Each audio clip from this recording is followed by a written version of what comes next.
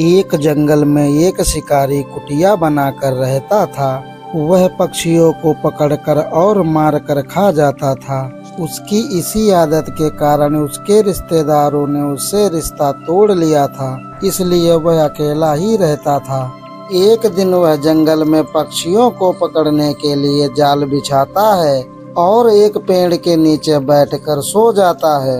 कुछ समय बाद जब उसकी नींद खुली तो देखा उसके जाल में एक कबूतरी फंसी हुई है। वह तुरंत जाल को खोलकर और कबूतरी को पकड़कर अपने घर की तरफ चल देता है। वह कुछ दूर चलता है तो अचानक जंगल में वर्षा होने लगती है।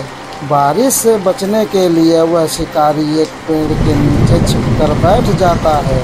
वह उसी पेड़ के नीचे बैठा था जिस पेड़ पर कबूतरी और उसका पति रहता था। कबूतर ने कबूतरी को देखा तो रोते हुए बोला, अरे प्रिय, तुम इस दुष्ट शिकारी के जाल में कैसे फंस गई? अजी, आप रोते क्यों हो? शायद हमारा साथ यहीं तक था। मगर प्रिय, ये शिकारी तो तुम्हें मार कर खा जाएगा। तुम्हारे सिवा मेरा इस संसार में कोई नहीं। मैं तुम्हारे बगैर कैसे जीऊंगा? अजी, आप दुखी क्यों होते हो? यह तो हमारे पिछले जन्म का कोई पाप होगा जो हमें इस तरह बिछड़ना पड़ रहा है। लेकिन हमें अपने दुखों के बजाय इस शिकारी के बारे में सोचना चाहिए, क्योंकि यह हमारी शरण में आया है। ठंड के कारण कांप रहा है। हमें इसकी मदद करना चाहिए। तब कबूतर ने कुछ लकड़ियों को इकट्ठा किया और आग जला दी। आग की गर्मी से शिकारी को कुछ राहत मिली तो शिकारी कबूतर से कहने लगा, कबूतर भैया, तुम्हारा बहुत बहुत धन्यवाद। तुम्हारे कारण मेरी जान बच गई। एक उपकार और कर दो। तुम्हारे पास कुछ खाने को हो तो मुझे दे दो। मुझे बहुत भूख लगी है।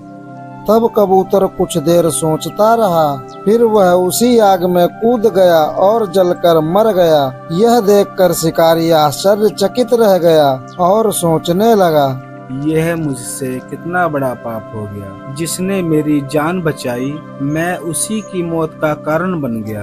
भगवान मुझे कभी माफ नहीं करेगा।